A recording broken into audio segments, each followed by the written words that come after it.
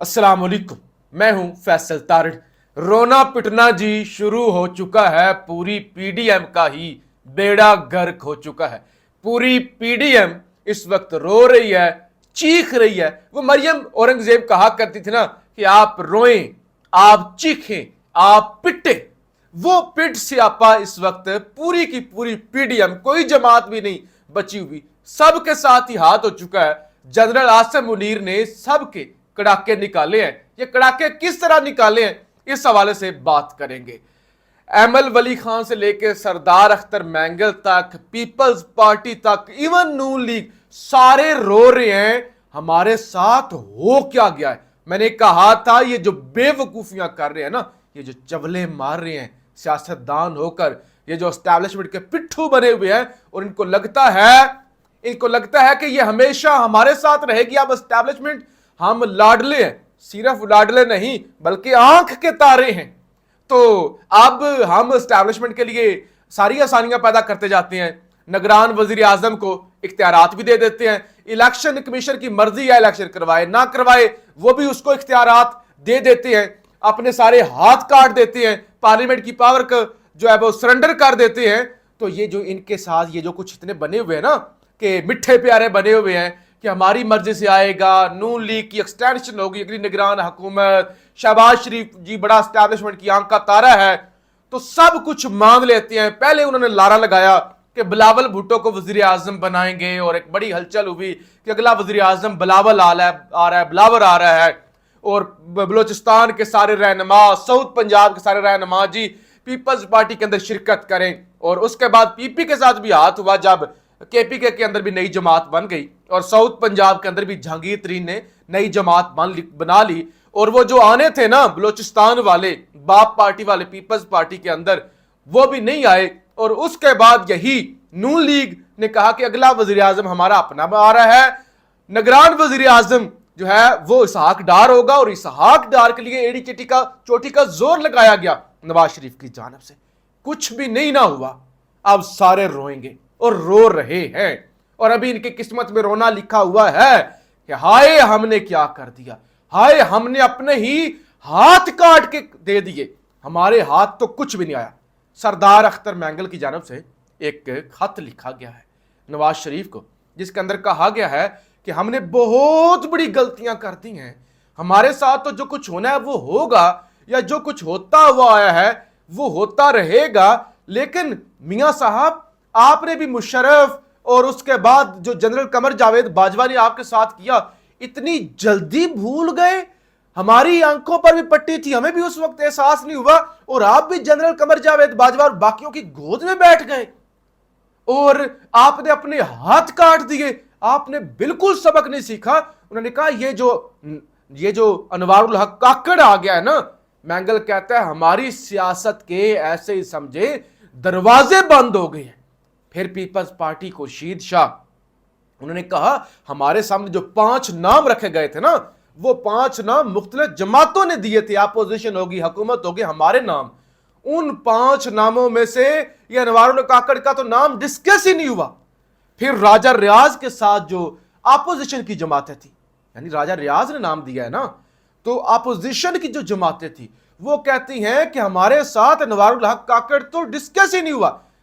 MQM से लेकर नून league तक, पीपल्स पार्टी तक, अपोजिशन की जो सोकाल जमातें थी, उनमें से किसी को भी नहीं पता था कि अनवारुल हक काकड़ का नाम किसने दिया है, देना किसने है, यानी डायरेक्ट नाम आया है।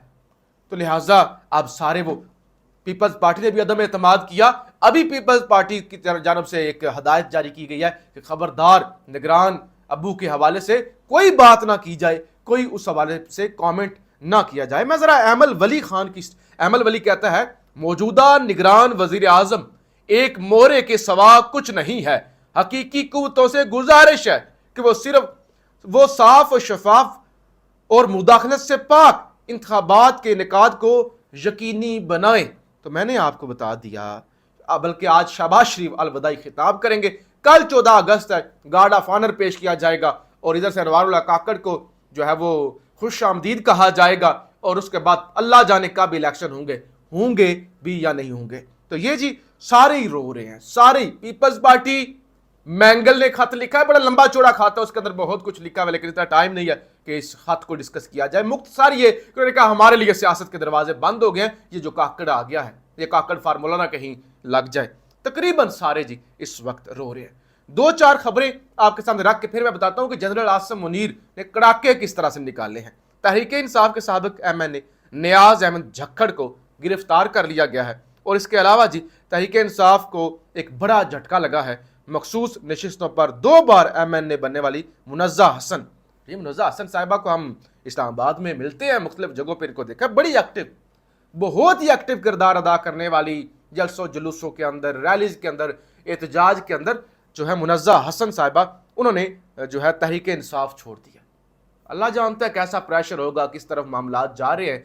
पीटीआई पर क्रैकडाउन इतना है कि झंडों की दुकानें देखें, 14 अगस्त है, कल 14 अगस्त है, इस्लामाबाद, रावलपिंडी, पूरे मुल्क के अंदर झंडे बिकते हैं, वो बाजे लोग ले खरीदते हैं, झंडियां खरीदते हैं। तो वहां पे पीटीआई का झंडा अगर पड़ा होता है तो वो पुलिस आती है, वो हजारों का सामान होता है, झंडे, बैज वगैरह, वो उठाकर ले जाती है। और कल कोई फॉल्स फ्लैग ऑपरेशन भी हो सकता है, पीटीआई के लोगों की बड़े पैमाने पर गिरफ्तारियां भी हो सकती हैं, और खुद ही कोई झंडा जलाकर या इस तरह की हरकत करके पीटीआई के खिलाफ एक बड़ा क्रैकडाउन दोबारा से शुरू भी किया जा सकता है। चले पीटीआई ने तो मजा चख लिया ना, जो जनरल आसिम मुनीर की एस्टैब्लिशमेंट ने पीटीआई के साथ किया या जनरल बाजवा की, वो तो देख लिया साहब ने। अब जो इनके साथ हो रहा है या इनके साथ होगा, उस हवाले से शाहीन सहबाई साहब बहुत सीनियर सहाफी हैं, वो कहते हैं काकड़ और कड़ाके, वो कहते हैं थैली में से अचानक काकड़ का कबूतर निकाल कर जनरल आसिम मुनीर ने सारे सियासी शेरों और मगरमच्छों को ऐसी बूट की किक लगाई है कि साहब अपने जख्म मलते रह गए हैं। ना लंदन से इसहाक डार की कहानी चल सकी, और ना ही जरदारी के जिलानी की गुड्डी उड़ी, उनकी भी गुड्डी चढ़ सकी। अब अगर इन लोगों को कोई छोटी मोटी वजारत काबीना में मिल जाए तो गनीमत होगा। अच्छा, वरना पूरी 15 पार्टियों की पीडीएम को एक ही ठोकर से इमरान खान के पीछे खड़ा कर दिया गया है। यानी जो हाल इमरान खान का है, अब वही स्टेटस इनका है। अच्छा, यानी अब ये लोग रोना धोना ही करते नजर आएंगे, मिलेगा कुछ नहीं। इलेक्शन को तो भूल जाएं। कोई डिक्टेटर 3-4 महीनों का प्लान नहीं बनाता कि 3 महीनों में इलेक्शन होगा और उसके बाद नई हुकूमत आ जाएगी। उन्होंने कहा कोई 3-4 महीनों का प्लान नहीं बनाता। अच्छा जी, और जनरल आसिम का तो कई साल रहने का इरादा है, यानी वो अभी रहना चाहते हैं। उन्होंने अभी सोना चांदी निकालना है और जराई इनकलाब लाना है। अब सारे मिलकर कड़ाके सुनेंगे और चीखें निकलेंगी। यानी आप भूल जाएं इलेक्शन को और भूल जाएं कि हम आंख के तारे हैं या हम लाडले हैं। सबके साथ हाथ हो चुका है, बड़े बने हुए थे कि सारी बातें माननी है, किसी बात से इख्तलाफ नहीं करना, जो बिल आता है, जो बगैर वारंट के, जो जिधर घुसना चाहे, जिधर कब्जा करना चाहे कर सकता है, कोई किसी को रोकने टोकने वाला नहीं होगा। बहरहाल जी, शहबाज शरीफ कल चला जाएगा और गार्ड ऑफ ऑनर मिलेगा और परचम कुशाई होगी और उसके बाद फिर अल्लाह ही हाफिज है। अच्छा जी, इसके अलावा जी नवाज शरीफ के हवाले से ये है कि वो भी वापस आ जाएंगे। शहबाज शरीफ जैसे ही वजारत उज़्मा से उतरेंगे अपने आबाई वतन लंदन चले जाएंगे, लंदन के अंदर थोड़ा ज़्यादा टाइम गुजारेंगे। कहते हैं कि थकावट बहुत ज़्यादा होगी, ये 15-16 महीने काम किया है तो थकावट वहाँ पे उतारेंगे, बीवी का इलाज भी वहाँ पे करवाना है तो वहाँ पे वक्त गुजारेंगे। और साले ज़फ़र की स्टोरी है कि फिर नवाज शरीफ वापस आएंगे, वो वापस आते हुए मुख्तसर अरसा टाइम के लिए दुबई के अंदर स्टे करेंगे, वहाँ से वो इस्लामाबाद एयरपोर्ट उतरेंगे, इस्लामाबाद एयरपोर्ट से बजरिया मोटरवे वो लाहौर जाएंगे, लाहौर वो पार्टी का जो हेड ऑफिस है वो बनाएंगे, उधर कैंप लगेगा। और इसके अलावा इसहाक डार जो है पिछले 1 साल से वजीर आजम हाउस के अंदर रह रहे थे, अब वो कायदे ऐवान है जो है सेनेट के अंदर, और वो जो स्टेटस होता है वो मिनिस्टर का स्टेटस होता है, और वो मिनिस्टर इनक्लेव के अंदर जो है वो शिफ्ट हो जाएंगे और शहबाज शरीफ जो है वो लंदन शिफ्ट हो जाएंगे। और अख्तर मैंगल की 2-3 चीज़ें मैं आपके सामने रख दूं। अख्तर मैंगल की जानिब से लिखे गए खत में कहा गया है, मेरा ये खत 22 जुलाई 2022 के मैसेज का तसलसल है। जिन मसाइल का जिक्र मैंने पहले किया था काश उनमें कमी आती। आज भी वही बलोचिस्तान, वही जबरी गुमशुदगियां, सियासी हल के बजाय बंदूक से मसले के हल की कोशिश की जा रही है। हम पर जो गुजरी या गुजर रही है वो हमारी किस्मत है। हैरानी इस बात से है जो आप लोगों पर गुजरी उससे आपने सबक नहीं सीखा।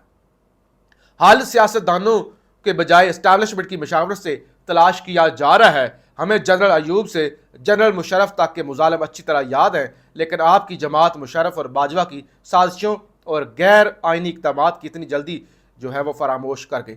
और उन्होंने कहा कि मौजूदा दौर में ग्वादर यूनिवर्सिटी के लाहौर में क़याम का ऐलान किया गया और ग्वादर एयरपोर्ट का नाम ऐसे शख्स के नाम पे कर दिया गया जिसको बलूचिस्तान के अंदर कोई जानता भी नहीं। मरदमशुमारी की अंदर उन्होंने कहा 2 करोड़ 24 लाख आबादी है और 73 लाख हमारे लोगों को कम किया गया है। और उन्होंने इसके अलावा भी कहा कि निगरान वज़ीर आज़म के लिए ऐसे शख्स की नामजदगी की गई जिससे हमारे लिए सियासत के दरवाजे बंद कर दिए गए। आपके इस तरह के फैसलों ने हमारे दरमियान मजीद दूरियां पैदा की हैं। ये इनके ड्रामे हैं। एमक्यूएम भी ऐसे ही करती है, इक्तदार के मजे लूटो, बाद में कहो ओ वो जी वो ये हो गया, वो मर्दमशुमारी ठीक नहीं हुई, कराची के मसाइल। मैंगल साहब, आप इसी हुकूमत के अंदर थे, आप इसी रजीम चेंज के अंदर साजिश में मिले और आपने इनके इत्तेहादी बने और आप जैसे ही उतरे हैं अब आपको एहसास हुआ है कि एस्टैब्लिशमेंट के बूट पॉलिश हो रहे थे और आप भी इन बूट पॉलिश करने में शामिल थे। तो ये बेवकूफ़ किसी को मत बुलाएं, खुदा के लिए। ये सियासतदान अब मजीद आवाम को बेवकूफ़ बनाना छोड़ दें, जो आवाम को बेवकूफ़ बनाते हैं, जी हमें तो पता नहीं था, हमें ये नहीं पता था, सब कुछ करते हैं, मुंह काला करते हैं, बूटों के साथ मिलकर मुंह काला करते हैं, बूटों पर जबान से साफ करते हैं सारे मिलके। जितने भी सियासतदान है उसमें पीटीआई के सियासतदान भी शामिल है। ये नहीं कि पीटीआई वाले बड़े कोई मुजाहमतकार है, सारे बूट पॉलिश करते हैं। जब बूट से ठोकर लगती है ना, फिर मुंह के बल गिरते हैं और फिर रोते हैं और फिर देखते हैं कि हमारे साथ हो क्या गया। फिर उस तजर्बे से सबक नहीं सीखते, फिर बूट पॉलिश करते हैं, फिर ठोकरें खाते हैं। ये दायरों का सफर इस मुल्क के अंदर चल रहा है। पाकिस्तान